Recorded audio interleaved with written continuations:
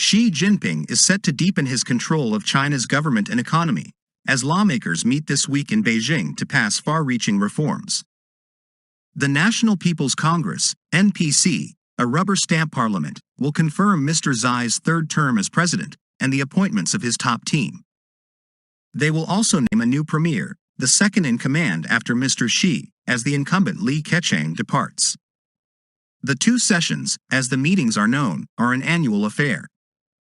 But this year's sessions are particularly significant as delegates are expected to reshape several key Communist Party and state institutions. They will also tighten control over bodies overseeing the finance sector and scientific and technology work, while strengthening party-building work in private businesses, according to state media.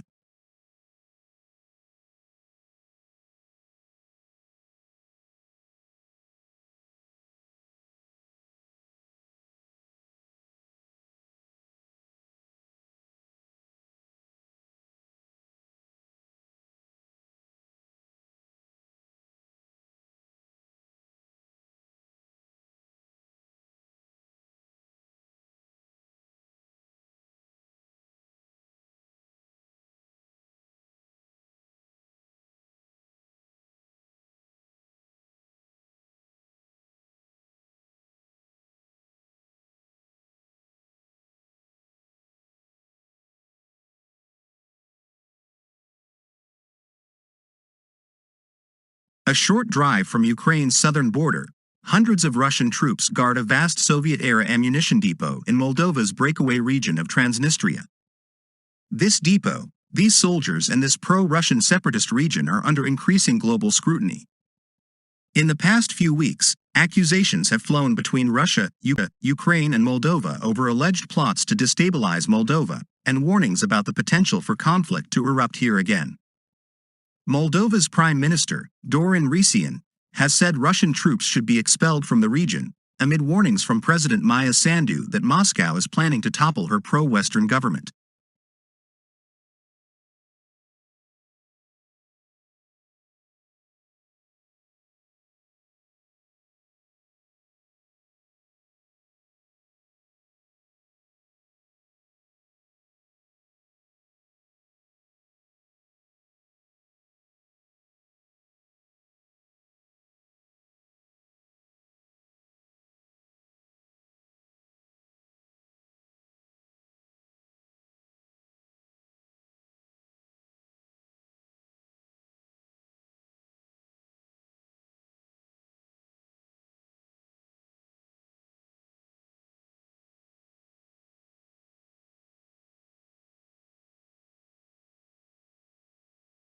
Russian and Ukrainian forces are fighting in the streets of Bakhmut, but Russia does not control the eastern city, its deputy mayor has said. Alexander Marchenko also told that remaining 4,000 civilians are living in shelters without access to gas, electricity or water. Mr. Marchenko said not a single building had remained untouched and that the city is almost destroyed. Bakhmut has seen months of fighting as Russia tries to take charge. There is fighting near the city and there are also street fights, Mr. Marchenko said. Taking the city would be a rare battlefield success in recent months for Russia. Despite that, the city's strategic value has been questioned.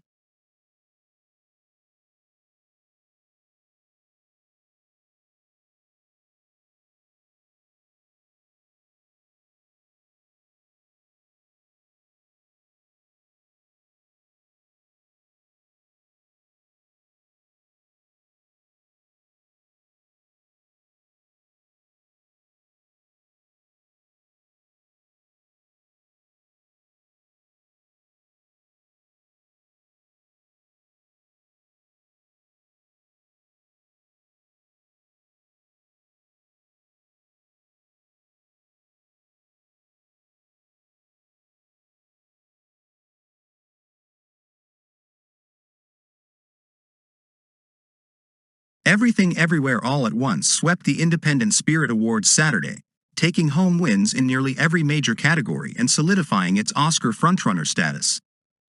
The kinetic, multiverse-spanning, family opus won numerous awards, including Best Film, Best Director and Best Editing. Comedian Hassan Minhaj hosted the star-studded event live from Santa Monica Beach, California. The annual award show honors the best in independent film and television. This year, for the first time in the award's 37-year history, the Best Actor categories were all gender-neutral.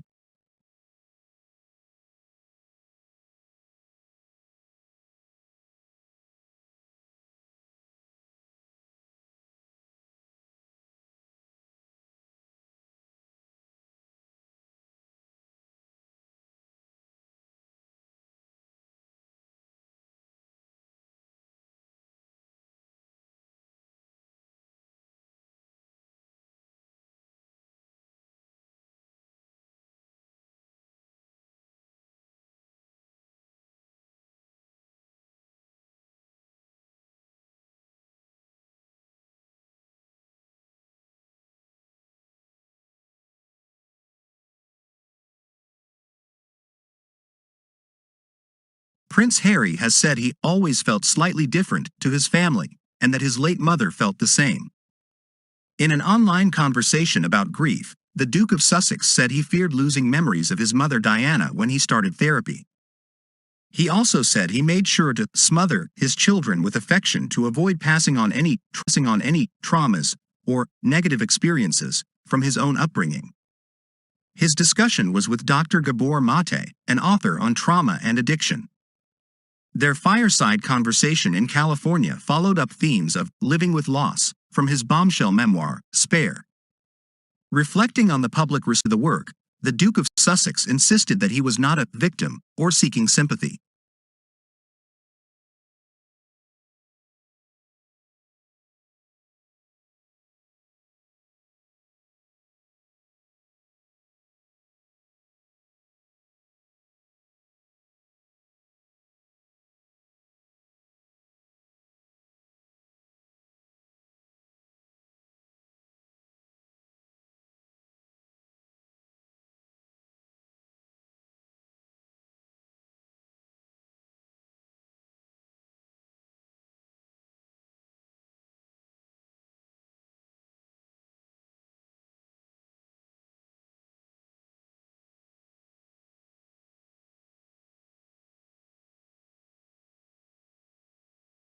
Anyone arriving in the UK on a small boat will be prevented from claiming asylum, under new laws expected to be announced next week. Ministers will have a duty to remove anyone who comes to the UK through that route as soon as reasonably practicable. The Prime Minister has made stopping the boats one of his 5 priorities. The British Red Cross, a humanitarian charity, called the plans extremely concerning. Home Secretary Suella Braverman is expected to introduce the new legislation on Tuesday.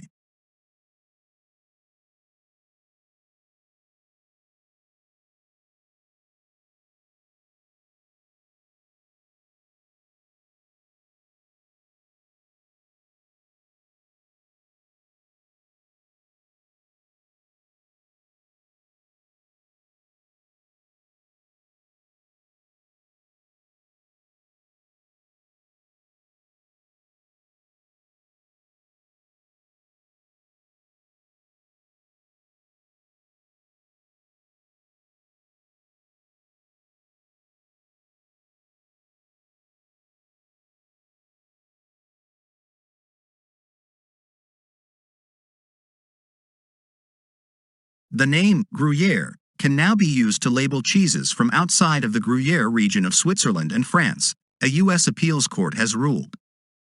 The Virginia court upheld a ruling stating that the U.S. does not have the same strict rules as Europe on the designation of origin for foods.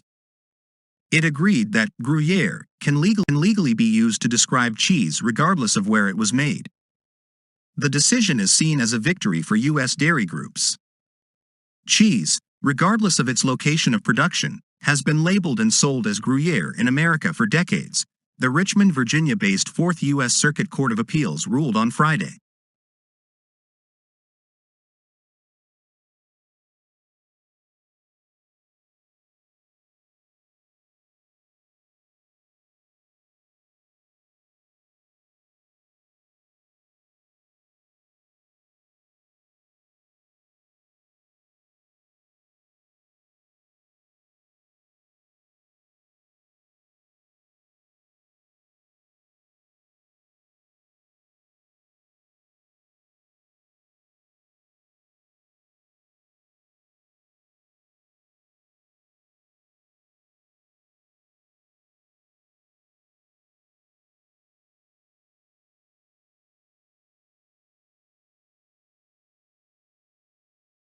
The world-renowned Uruguayan architect who designed buildings including London's so-called walkie-talkie has died aged 78.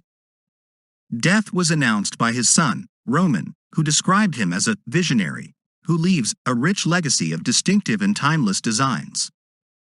He established Raffaele Vignoli Architects in 1983, and his work features in more than 600 structures around the world. He died in hospital, reportedly from an aneurysm, in New York City on Thursday.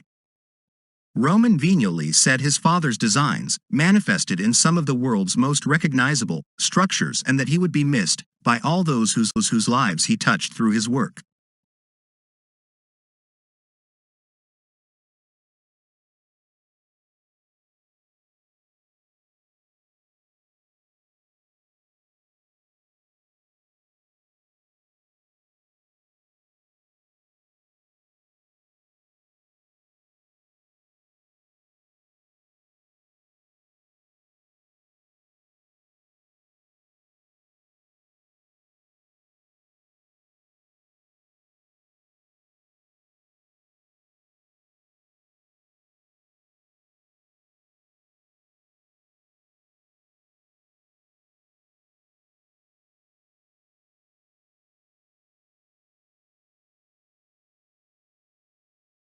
U.S. actor Tom Sizemore, known for roles in Saving Private Ryan and Black Hawk Down, has died at 61, his manager says.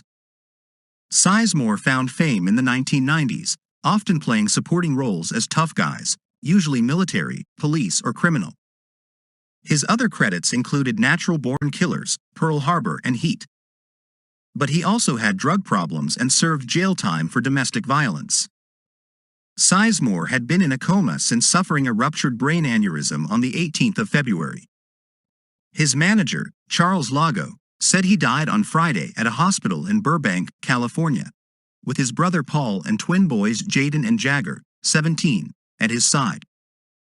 That work led to bigger roles in 1990s dramas such as Tony Scott's True Romance, Devil in a Blue Dress, opposite Denzel Washington, and the biopic Wyatt Earp, alongside Kevin Costner.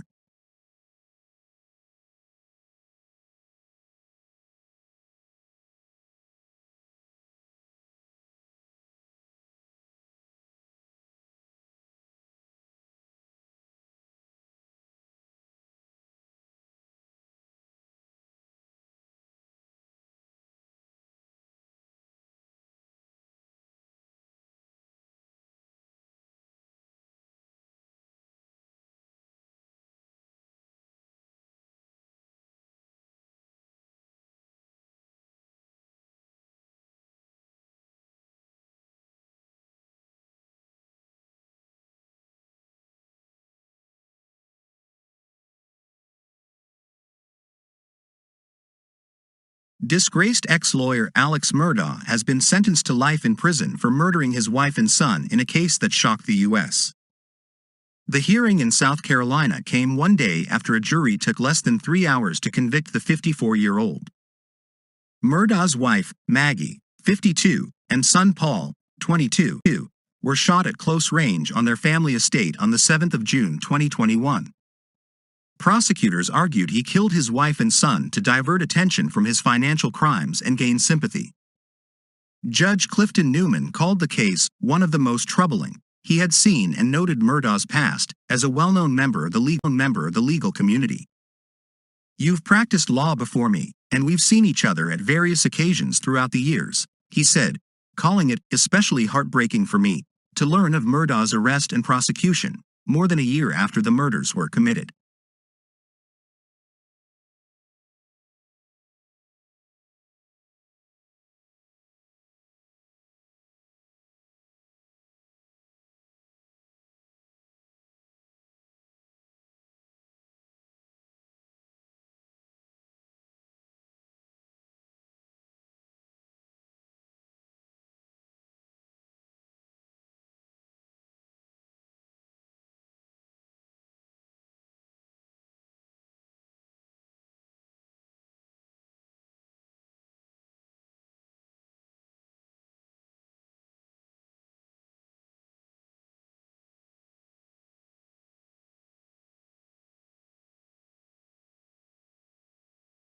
U.S. President Joe Biden had a cancerous skin lesion removed last month during a routine health screening, the White House has said. All cancerous tissue was removed and no further treatment is required, Mr. Biden's doctor said. Mr. Biden will continue dermatologic surveillance as part of his ongoing health care, the doctor added. The president, 80, had a physical exam in February which the White House said found him healthy and fit for duty. Kevin O'Connor, Mr. Biden's doctor, wrote in a note provided to media on Friday that the lesion was removed from Mr. Biden's chest on the 16th of February at Walter Reed National Military Medical Center outside Washington, D.C. No further treatment is required, he said, adding that the area has healed nicely since the biopsy was taken. The note said that the type of cancer found, basal cell carcinoma, does not normally spread or metastasize.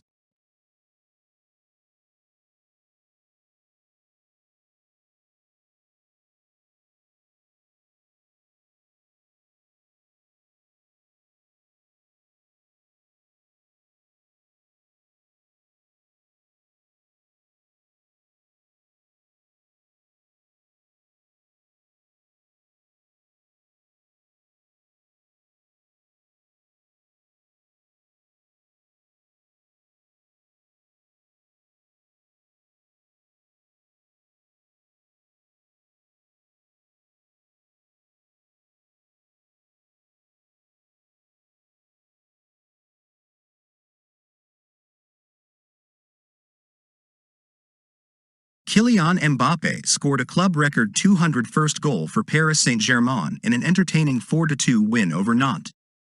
He had to wait until the 92nd minute but was clinical as he turned to finish left-footed and go clear of Edinson Cavani at the top of the PSG goal list. The France forward, who turned 24 in December, has established himself as a footballing superstar. He has played at 2 World Cup finals, winning the trophy in 2018 and earning the Golden Boot as top scorer in 2022. Mbappé, who also won the 2021 Nations League with his country, scored a hat-trick in December's World Cup final against Argentina, which France lost on penalties after a 3-3 draw. Since joining PSG from Monaco in 2017 for a world record fee for a teenager, Mbappé has won 4 League One titles and topped the division's scoring charts for each of the past 4 seasons.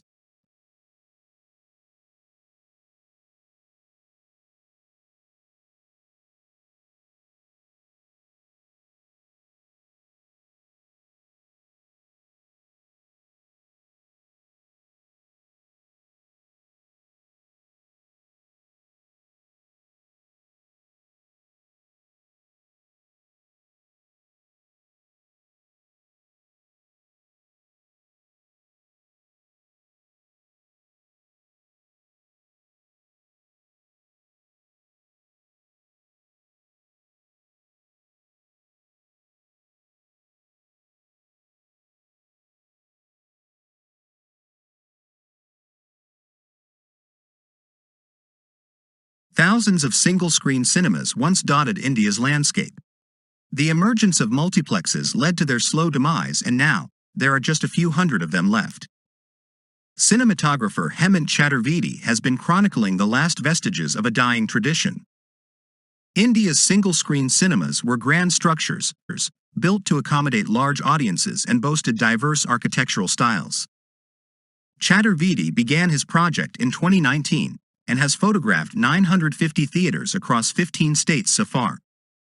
In the past 25 years, the number of single-screen cinemas has dwindled from 24,000 to 9,000, he says. Some have been demolished to make space for malls and buildings, others are in ruins as they've lost their clients.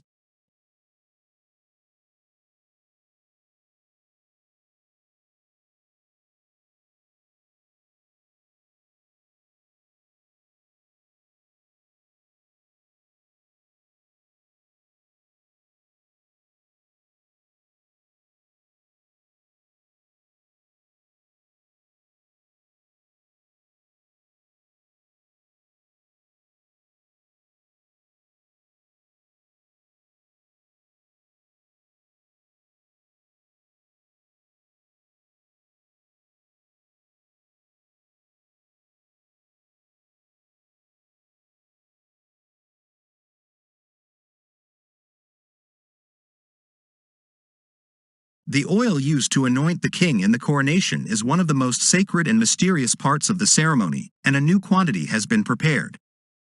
But reflecting modern animal-friendly sensitivities, this oil will not include any ingredients from animals. The chrism oil for the coronation was consecrated in a religious ceremony in Jerusalem on Friday. This was carried out in one of the city's holiest Christian sites, the Church of the Holy Sepulchre. Previous versions have included civet oil from the glands of the small mammals and ambergris from the intestines of whales. There had been concerns about animal cruelty and the need to protect wildlife, and the latest formula for the holy oil for King Charles's coronation will be animal-free.